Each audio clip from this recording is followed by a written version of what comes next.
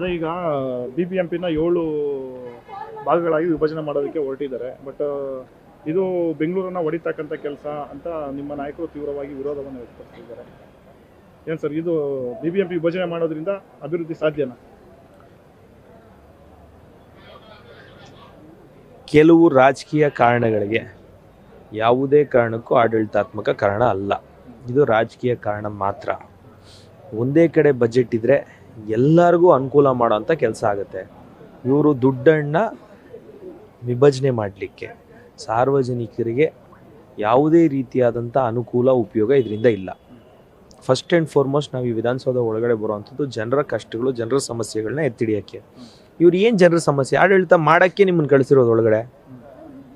ಆಡಳಿತ ಮಾಡೋಕ್ಕಾಗಲ್ಲ ದೊಡ್ಡದು ಅಂದರೆ ಏನದ್ರ ಅರ್ಥ? 7 ಕೋಟಿ ಜನ ಅವರೇ ಆಡಳಿತ ಮಾಡೋಕ್ಕಾಗಲ್ಲ ಅಂತ ಹೇಳೋಕ್ಕಾಗತ್ತಾ ರಾಜ್ಯದಲ್ಲಿ?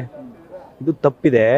ಇವ್ರಿಗೆ ಮಾತ್ರ 4 ಲಕ್ಷ ಕೋಟಿ ಬಜೆಟ್ ಬೇಕು ದೊಡ್ಡದು, ಬೆಂಗಳೂರಲ್ಲಿರುವಂಥ ನಿವಾಸಿಗಳು ಹಾಳಾಗಿ ಹೋಗ್ಬೇಕು. ಈ ರೀತಿ ಯೋಚನೆ ಮಾಡಿ 7 ಪಾಲಿಕೆ ಮಾಡ್ಬೋದು, ಇದೆಲ್ಲ ತಪ್ಪಿದೆ. ಬೃಹತ್ ಬೆಂಗಳೂರು ಮಹಾನಗರ ಪಾಲಿಕೆ ಸುಭದ್ರವಾಗಿದೆ. ಈಗ 3 ವರ್ಷದಿಂದ ನಡೆಸ್ತಾ ಇಲ್ವಾ ಯಾರೋ ಒಬ್ರು ಆಯುಕ್ತರೇ ಇಟ್ಕೊಂಡು? ಬೆಂಗಳೂರನ್ನು ವಿಭಜನೆ ಮಾಡೋಂಥ ತಪ್ಪು. ಸೌತು, ಈಸ್ಟು, ವೆಸ್ಟು, ನಾರ್ತು ಅಂತ ಮಾಡಿದ್ರೆ ಖಂಡಿತವಾಗ್ಲೂ ತಪ್ಪು. ಯಾರೋ ಇವ್ರ ಚೇಲಾಗಳು 3-4 ಅಧಿಕಾರ ಕೊಡಲಿಕ್ಕೋಸ್ಕರ ಇವ್ರು ಮಾಡ್ತಿರೋವಂಥದ್ದು ಮಹಾ ಅಪರಾಧ.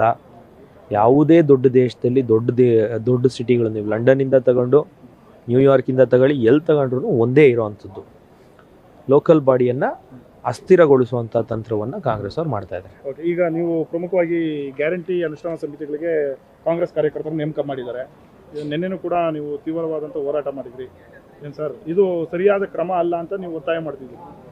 ಸಾರ್ವಜನಿಕರ ತೆರಿಗೆ ಹಣ ನಮಗೆ ದುಡ್ಡು ಕೊಡೋಕ್ಕೆ ಇಲ್ಲ ಅಂತ ಹೇಳ್ತಾರೆ, ಕರೆಕ್ಟಾಗಿ ಗ್ಯಾರಂಟಿಗಳು ಟೈಮ್ ಟು ಟೈಮ್ ಕೊಡೋಕ್ಕೆ ಇಲ್ಲ ಅಂತ ಹೇಳ್ತಾರೆ. ಇವ್ರಿಗೆ 40-40 ಸಾವಿರ ರೂಪಾಯಿ ಸಂಬಳ ಕೊಡುವಂಥದ್ದು, ಆಫೀಸ್ ಕೊಡುವಂಥದ್ದು, ಖರ್ಚಿಗೆ ಕೊಡುವಂಥದ್ದು, ಇದೆಲ್ಲ ಎಷ್ಟು ಸರಿ? ಯಾರು ದುಡ್ಡಿದು? ಸಾರ್ವಜನಿಕರ ತೆರಿಗೆ ಹಣ. ಆ ತೆರಿಗೆ ಹಣನ ಹಾಳು ಮಾಡೋವಂಥ ಕೆಲಸ ಇವತ್ತು ಕಾಂಗ್ರೆಸ್ ಸರ್ಕಾರ ಮಾಡ್ತಾ ಇದ್ದಾರೆ. ಸಾಂವಿಧಾನಿಕವಾಗಿ ಇವ್ರಿಗೆ ಹುದ್ದೆ ಕೊಡೋಕ್ಕೆ ಯಾವುದೇ ರೈಟ್ಸ್ ಇಲ್ಲ. ಇದನ್ನು ತಪ್ಪು ಮಾಡ್ತಾ ಇರೋದ್ರಿಂದ ಅದ್ರ ವಿರುದ್ಧವಾಗಿ ನಮ್ಮ ಪ್ರತಿಭಟನೆ ನಡೀತಾ ಇದೆ.